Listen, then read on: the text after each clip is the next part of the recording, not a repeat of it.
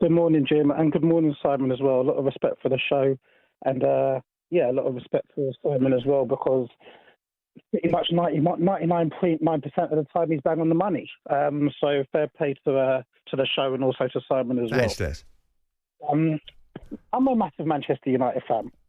I'm 40 years of age, so I just want you to understand. I was raised. One of my earliest memories was Eric Cantona scoring a last-minute winner against Liverpool in the FA Cup final, 1996. I think I may have been 12 years of age. I remember games before that, but that was one of my most euphoric memories. Since then, I've seen the treble. I've seen the 13 titles under Sir Alex as well. So I know we've dropped off. I know we're not in our bestest at the moment, just to put some context behind this phone call. However, what I think is happening now is that I do believe there's a bit of I want to call it almost double standards to a certain extent. And I'll tell you the reason why I say this. With Jurgen Klopp, I've got a Liverpool friend and we've been messaging back and forth ever since the World Cup. Every single day. I'm a Man United fan, he's a Liverpool fan. And, with Jurgen Klopp, there seems to be this sort of, he's a great manager, this, that and the other, and agency. But no one seems to really call out the players. No one really seems to call out the players when the players are not performing. When Manchester United are not really at the races, everyone wants to get onto Eric Ten Hag's back and almost vilify him. When you actually look at this manager, Ten Hag, he done very well at Ajax. He had a philosophy and a principle of playing football at Ajax. He comes over to England with a set of players who, in my eyes, regardless of how much money he spent, and I want to get onto this topic of, just because you spend a lot of money, that means they should guarantee success. Chelsea should be the example of why that is not always the case.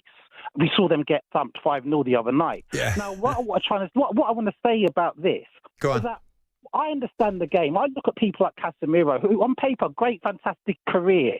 His legs have gone, okay? You look at 37-year-old Johnny Evans. You look at Anthony. Yes, bad signing. We all make mistakes. Even Klopp made mistakes by bringing in people who weren't good enough for Liverpool, okay? It happens, okay? Anthony can't go past his opposing left back. You look at Marcus Rashford, unfortunately not having the season he had last season, and perhaps not as focused as what he should be, okay? You look at someone like Rasmus Højlund, a 20-year-old, having to lead the line for Manchester United Football Club as a 20-year-old with no backup striker. All right, so there's recruitment. But that's why they're bringing in new people to run the place. Where I'm going with this is that there are problems why Manchester United are not that great. But everyone wants to call out Eric Ten Hag. Everyone wants to call out Eric Ten Hag. Because his job, Des... What he's working with, Jim, he's gone to 2 cup finals. But Des,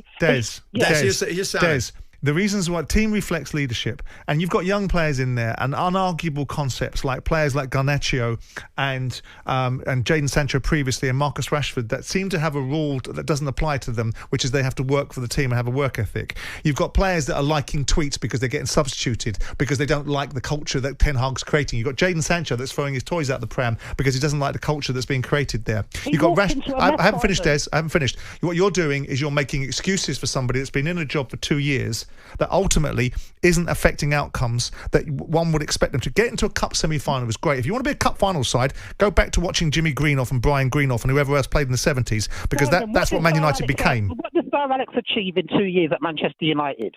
Give him time, okay? Give him time. He's walked into a mess, Simon. Okay, this is what I don't like. It's double standards, and I don't like it. He's walked into an absolute mess. The Sancho situation, the Ronaldo situation. He's walked into a culture that isn't right, that has to be fixed. Agreed. Okay? Now he's got players who are not the right profile for the position. But he doesn't. I'm telling you, Des.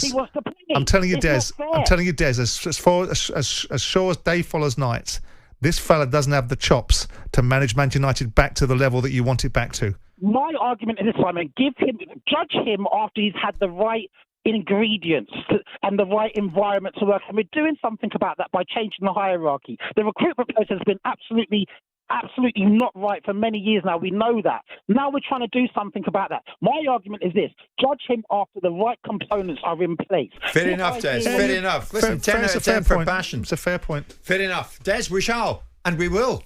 And we'll head to 11 in the meantime. On AM, on DAB, via the talkSPORT app and on your smart speaker. talkSPORT.